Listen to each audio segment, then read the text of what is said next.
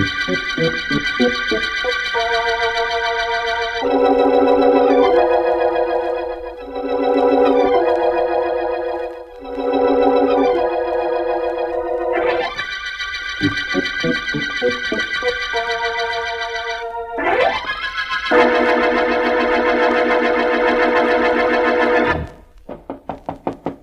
that you, Vance? Yes, Markham. Well, the district attorney is behind a locked door. Most interesting, Markham. How do I get in? This way, Vance. Am I unlocking the door? Good evening, Vance. Hello, Markham. All this secrecy indicates an occasion I should enjoy. Am I correct? It's quite possible, Vance. Please sit down. Thank you. Well, you sent for me, Markham. I'm here. Shall we ask your other visitor to come in here from the next room so we can get started? You knew I had someone waiting next door? Certainly. You wouldn't lock yourself in, Markham. As long as I've known you, I've never seen you display a single evidence of fear. You locked your door, therefore you are trying to protect someone. Whom? My only surprise is that you didn't know that, too. It's an informer, Vance, a stool pigeon. Come in, Ricker. Yeah, D.A., here I am. Ricker, this is Philo Vance. I want you to tell him what you told me a while ago. Oh, gee, D.A., what I told you was personal, just between friends. Please include me among your friends, then, Ricker. Do I have to tell this guy what I told you, D.A.? I wish you would. Okay, then. Okay.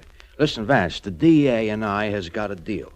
When I hear something he ought to know, only nobody'll tell him, I tell him, see? Nobody will tell him, so you tell him. Sure.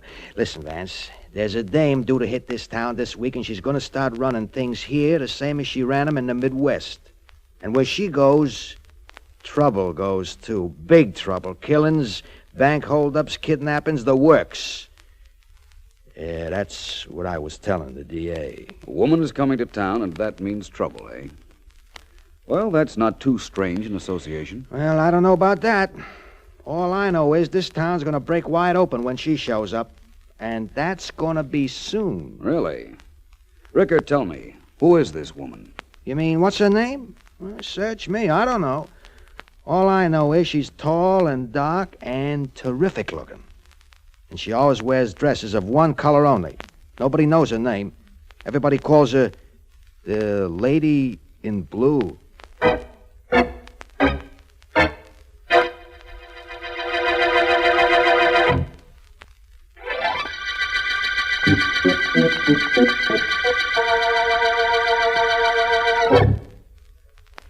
It would be my suggestion, Danny, not to let the Lady in Blue into this office. Legal advice or a friendly tip? A friendly tip, Danny, actuated by the fact that I wish to be retained by you as your lawyer for quite some time yet.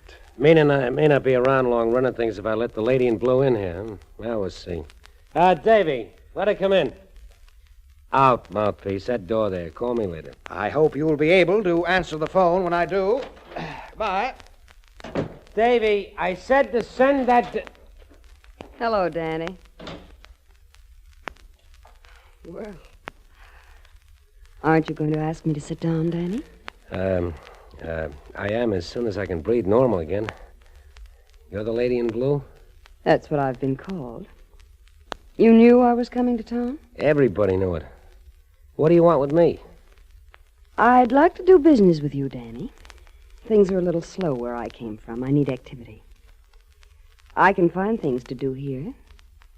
Things you're already doing. All right, I get that. But the way you look, the way you're dressed, the way you talk, what do you want with rackets?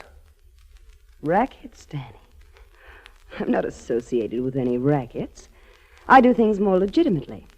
My methods may be a little illegal, but my enterprises aren't. For instance, you're in a racket. I've suddenly decided to be your partner. Nice deciding. What if I don't like? I know you brought a couple of your boys along, so don't think I'm being tough. No, you're too smart to play that way, Danny. You have a bodyguard in the next room. I have one of my boys watching him. I don't know about yours, but mine shoots straight. And often. Do we talk business? Take that hood of yours out of here, lady, and you go with him. We don't have nothing to talk about. No. Tony. Don't let him come in, Davy. You call me, lady? Davy here is giving me some trouble. Davy. He shot Davy. Only in his arm. I don't like guys that pull guns. You call me, lady? Yes, Tony. Just as a protective measure. Danny, we'll drop our business discussion for the day, but we'll meet again. We'll meet again, lady. I promise you that. I'll find out what your game is. I'm sure you will. Only, as a glance in the next room will tell you, we're both playing the same game. But the score is 1-0 in my favor.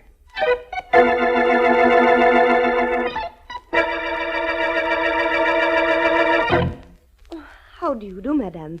May I help you with your selection? It's quite possible. You own this shop. Yes, I am Madame Marie. Madame, you have a beautiful figure, and I have the creation that will set off the blue of your eyes. Please come with me. We can do business here, Madame Marie. I'm not interested in gowns. I'm interested in working for you. Working? A woman like you is looking for a position? Not exactly. Madame Marie, effective today, everything which you purchase from manufacturers here and abroad must go through me, a service for which I charge 10%. Do you understand? No.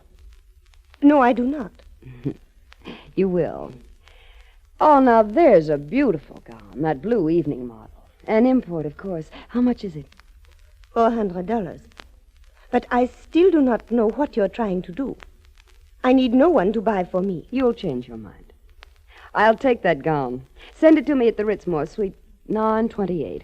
Oh, 400, you said? Very well, here you are. Good day, Madame Marie. Oh, you'll be hearing from me. Oh, dear, what does this mean? Evelyn, I'm not to be disturbed. I'm going into my office. A thing like this cannot happen.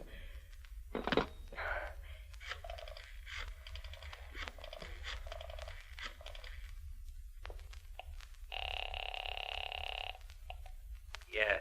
Monsieur Danny? Never mind the monsieur business. I got trouble enough. Danny, this is Marie from the dress shop. 6 months ago, I joined your association. You promised me I'd never be disturbed by anyone. Just now, I was disturbed. By a tall, good-looking doll dressed in blue? Yes. She didn't know I was already a member of your association, did she? I mean, that must be it. She just didn't know. She knew all right. Only she told me she's moving in and she's doing it. I'm going to see her. Something tells me she's going to be moving right out again.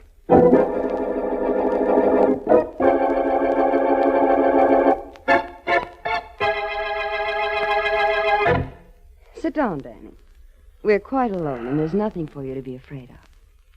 Do you like my new gown? I bought it today. I like the gown, lady. It's your ideas on doing business I don't like. You're cutting in on Madame Marie, I understand.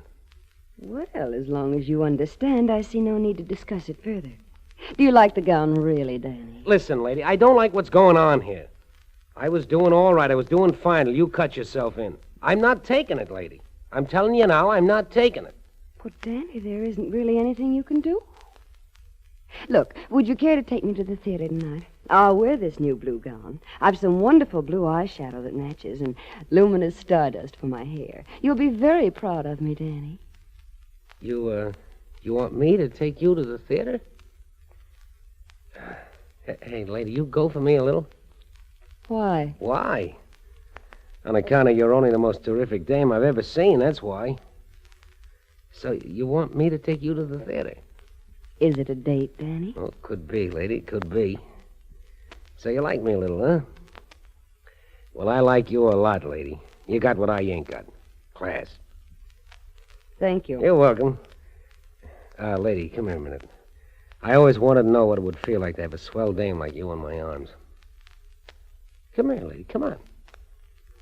You want me closer? Real close? Like this? Oh, lady. Oh, lady, this is living. Hey! What did you clip me for? I step on ants when they start to crawl, Danny. You affect me the same way. Oh, I do, huh? You don't want to play then, do you? Except rough. Okay, if that's the way you want it, that's the way you're going to get it. Lady, you're going to be sorry you slapped me in the kisser. Take my word for it. Really? What are you going to do? Plenty. I'll fix you for this, lady, beginning now. You know that date we had for the theater? Well, it's off. Fool around with that.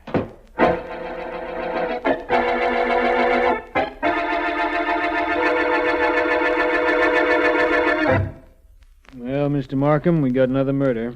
So I see, Sergeant Heath. Danny Claxton, isn't it? It was. That's the way we found him, lying face up here in his apartment, knife in his heart. Vance will be interested in that when he gets here, Heath. Oh, incidentally, I had to wake him up. After all, only homicide detectives and district attorneys stay awake all night. Call him back and tell him to stay away, D.A. We can solve this murder without him. I'll have the guy who knocked off Claxton within a week. You know, Heath, I was living in hopes that you'd bring Claxton in one of these days so we could send him up the river where he belongs. Apparently, someone sent him down the river. Hello, Markham. Well, hello, Vance. Sorry to get you out of bed. I'm sorry you got out of bed, too. Good evening, Sergeant Heath. So this is a big-time racketeer's apartment. And that a big-time racketeer's corpse. We're waiting for some men from the morgue to remove the body, Vance. Sergeant Heath has had the knife that killed Claxton taken to headquarters. Sure did. It's being checked for fingerprints right now. I hope you find some. A knife killed Claxton, eh, Markham? Yes, Vance, a knife. And now we have a corpse, and so far, 3 suspects. Really? Who are they? Well, there's the lady in blue whom we were warned about last night, remember, by my personal informer? Yes, of course. Then there's a cold-blooded killer named Tony who works for the lady. We got him right away, but he's out on bail. Wonderful device, that business of bail. Who's the third? A former attorney who was Danny's business advisor, a man named Smythe. Also out on bail, I suppose? Mm-hmm. Oh, Heath. Yeah, Vance. What can't I do for you? Find anything in the room that might be a clue? Not a thing. But maybe you will. You generally do. But look, don't bother me, Vance. I'm busy. Well, Vance, you want to look around, or shall we go? We might just as well go. Apparently, there are no clues to be uncovered. Coming, Sergeant Heath? Sure, I'm coming. I'll leave a man outside the door to wait for those guys from the morgue. Turn off the light, will you, D.A.? Certainly. Holy mackerel, it's dark in here. Open the door, will you, D.A.? It's right next to the switch. Certainly, I've got it right here. Don't open that door, Markham. What? Don't do it for a second, anyhow. Oh. Hey, Vance, what are you staring into a dark room for? You can't see anything. Hey, where'd you go? I'm over here by the body, Heath. And I did see something. Something very interesting. In the dark? Yes. You can open that door now if you like, Markham. Hey, Vance, what could you possibly see on that corpse in a dark room? I'll tell you about it sometime, Sergeant Heath. At about the same time that I tell it to the murderer.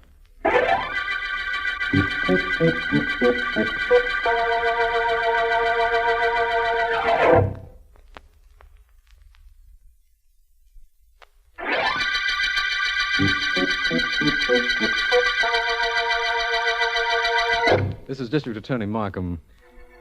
The Blue Lady murder case developed as a result of the knifing of Danny Claxton, whose reign as Racket King has been challenged by a glamorous woman known as the Lady in Blue. As Vance had anticipated, there were no fingerprints on the knife. Suspects include the lady, her favorite gunman, Tony, and a disbarred lawyer named Smythe, who might well inherit Claxton's racket empire with him dead. Vance found some sort of clue in Claxton's darkened apartment after I'd asked him there, and, since all suspects are out on bail, he phoned to tell me he was going to the Ritzmore Hotel to see the Lady in Blue. He should be there about now. Please sit down, Mr. Vance. I've been waiting to meet you. And, it's been worth waiting for. Thank you. You know, if there should be a mental contest between us, one of us must lose. In view of that and my self-confidence, I appreciate your hospitality. You mean if there is a contest, I won't win? If you knew as much about me as I about you, you might not be so certain. We're very much alike. I'd hate to believe that. You and Danny Claxton didn't like each other, did you? Oh, I wouldn't say that exactly. He was quite fond of me. That's not difficult to understand. You know, Vance, I'd like you to tell me something. Something about me. Yes? What do you think of me? Are you quite sure you want me to tell you? Quite. Well, as a woman, you're perfectly gowned, beautiful, and exciting. Exciting, Vance? Very much so. Many men must have fallen in love with you.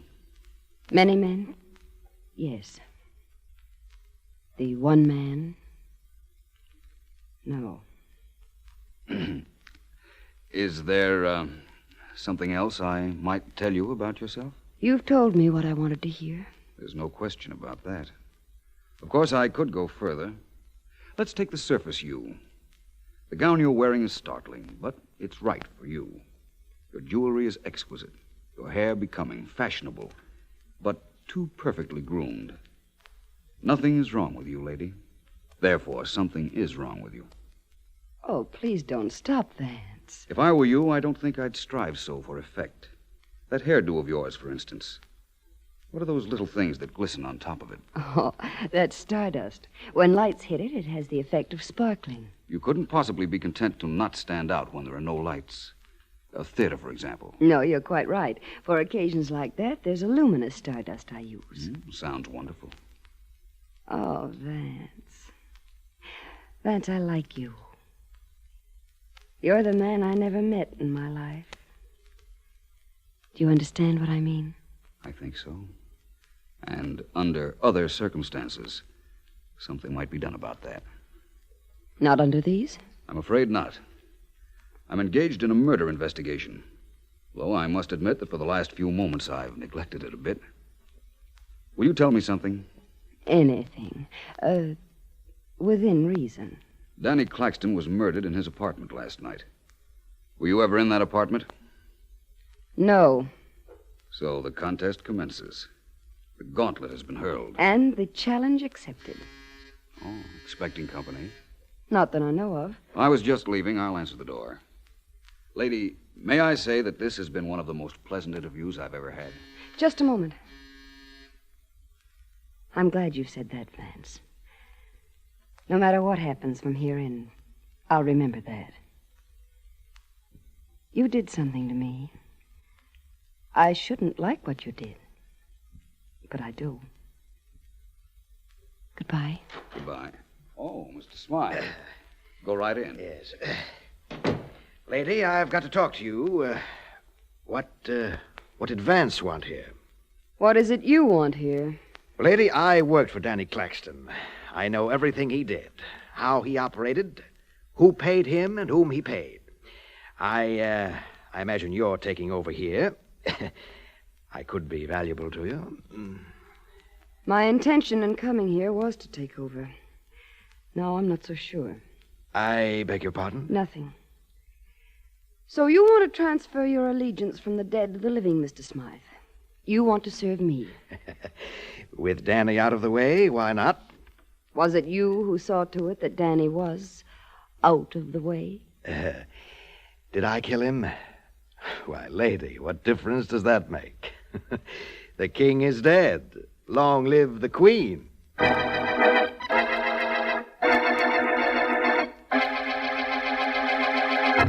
Wait a minute, Mr. Markham. Let me go to work on this Tony here. I talk a language you can understand. Tony, sit up in that chair. Don't bother me. He's all yours, Sergeant Heath. I hope you get something out of him. You have my best wishes, but also my gravest doubts. He'll talk, D.A. Tony, listen. You bore me, copper. I'll bore you. I'll do something to you when you leave me. Look, you worked for the lady in blue. She told you to knock off Danny Claxton, so you knocked him off. With a knife? Sure, with a knife. Oh, I know all about how you're a gun-toter. I know your reputation, but you pulled a switch to toss us off. You hoped. You killed Claxton, didn't you? Well, did you or didn't you? Didn't I? Go away, Heath. Go far away. I guarantee nobody will look for you. You start talking or nobody will ever find you. Tony, get this. Hold it, Heath. Who is it? It's I, Markham. Vance. Wait a second, Vance. I'll be right out. Tony, you killed Danny Claxton, and I'm going to prove it. Hello, Vance. Glad I found you, Markham. It sounds like you've got news on the Claxton killing, Vance. Oh, that. I suspected last night who killed Claxton. You did? Certainly. This afternoon, I visited the lady in blue. Just as I was leaving, Claxton's former employee, Mr. Smythe, came in. My appearance there was very fortunate. You see, I thought I'd known who killed Claxton, but now I have proof. Well, man, don't just stand there as if you told me it looked like it might rain tomorrow. Who killed Claxton? I know, Markham, but I have no evidence that would satisfy a jury. Ask the lady in blue, her friend Tony, and Mr. Smythe up to my apartment at 9 tonight. You and Heath be there, too. I think I'll supply the proof we need at that time.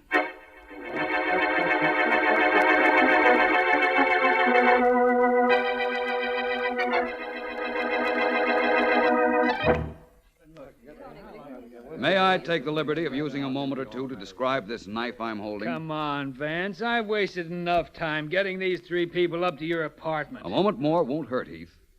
Now, please, everyone, look at this knife. It's Arabian. The handle is of ivory, and the blade solid steel. I've selected this knife because it closely resembles the one used to kill Danny Claxton. Now, for the purpose of this experiment, I need an assistant. Someone to pose as the murderer. May I ask the lady in blue? Why, certainly, Vance. What is it you'd like me to do? Well, for one thing, I'd like you to look slightly less glamorous. It's completely demoralizing, distracting, and downright inconsiderate. Really? I was hoping you'd like this gown.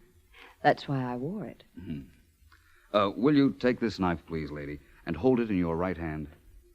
Like this? That's fine. Thank you. Markham. Yes? Please stand over by the door, next to the light switch, will you? Of course. I'll be right over here.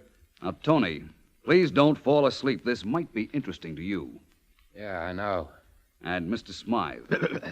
I'd like you in particular to watch and see how close I come to showing exactly how Danny Claxton was killed. First, let me ask all 3 of you. Were any of you ever in Mr. Claxton's apartment? I never was. Not me. Well, I'd been there, but not in the past week. Very well. Now, my very intriguing lady in blue, you have the knife. I'm going to show everyone what happened the other night. You, lady, will pretend to be the murderer. I'll be Claxton. Now, you slip up behind me. Please get behind me. Throw your left arm around my neck. And as you do that, I try to reach back with my hand to seize the knife like this. Vance, be careful. You're ruining my hairdo with your hands. I'm sorry. Markham, will you turn out the lights, please, all of them? Turn out the lights. I don't know why either, Heath, but maybe I'd better turn them off. Okay. Only I don't see a thing. Neither does anybody. I think you will now. Everybody, please look at my right hand. The hand that just touched the hair of the lady in blue. Vance, your hand is glowing. Hey, what have you got on your hand, Vance? Radium? Not exactly. It's just proof that the lady in blue stabbed Claxton. You were too clever, Vance. But you'll never live to prove what you think. I'll see to it. Vance, she's got that knife. Look out. Heath, the lights. Turn on those lights. Right, DA. She stabbed Vance. Heath, do something. Do something. I'll do something, all right, DA. I'll open that door, let my cops in. We'll drag her downtown. That isn't necessary. You want me at headquarters, I'll go. Mr. Markham. Yes? You saw me stab Vance. I killed Claxton the same way. I don't know how Vance figured it, and we'll never know now. But he was right. I'm ready, Mr. Markham. Nothing's very important anymore. I've just killed the only man that ever interested me.